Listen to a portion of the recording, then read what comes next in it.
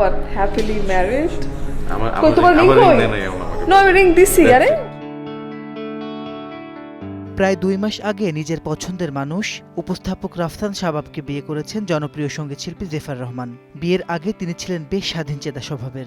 বিয়ের আসরেই এমনটাই জানিয়েছিলেন তার ঘনিষ্ঠ বন্ধু ও গায়ক প্রীতম হাসান। এমনকি একসময় বিয়েটাই নাকি করতে চাননি জেফার। তবে সেই জেফারই এখন বিবাহিত। বিয়ের পর কেমন কাটছে তার জীবন, সম্প্রতি গণমাধ্যমে সেই অভিজ্ঞতার কথাই জানিয়েছেন এই শিল্পী।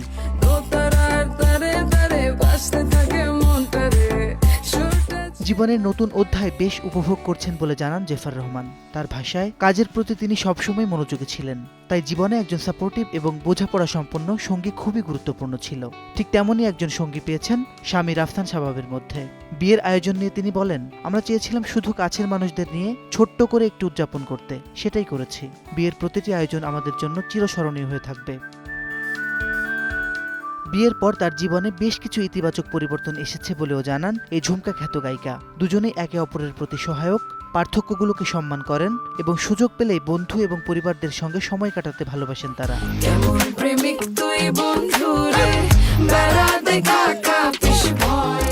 ক্যারিয়ারের দিক থেকে গত বছরটি জেফারের জন্য ছিল বেশ সফল। তাণ্ডব সিনেমার আলোচিত গান লিচুর বাগান সহ দাগি এবং ইনসাফ সিনেমায় গিয়েছেন তিনি। তবে আসন্ন ঈদের সিনেমাগুলোতে তার কোনো গান থাকছে না বলেও জানিয়েছেন এই তারকা। তবে এরই মধ্যে নির্মাতা শিহাব শাহীনের পরিচালনায় একটি ওয়েব ফিল্মে অভিনয় করেছেন, যেখানে তার বিপরীতে রয়েছেন প্রীতম হাসান। শিগগিরই সেটি মুক্তি পাওয়ার কথা রয়েছে।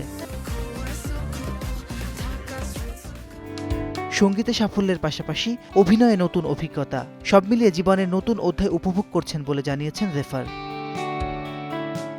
মাসিদ রনো, সময় সংবাদ, ঢাকা। মা, পিম্পল 5 দিনেই চলে যাবে। যাবে না মা। যাক, নিমের 5 অংশের পাওয়ারে 5 দিনেই দূর হবে পিম্পল।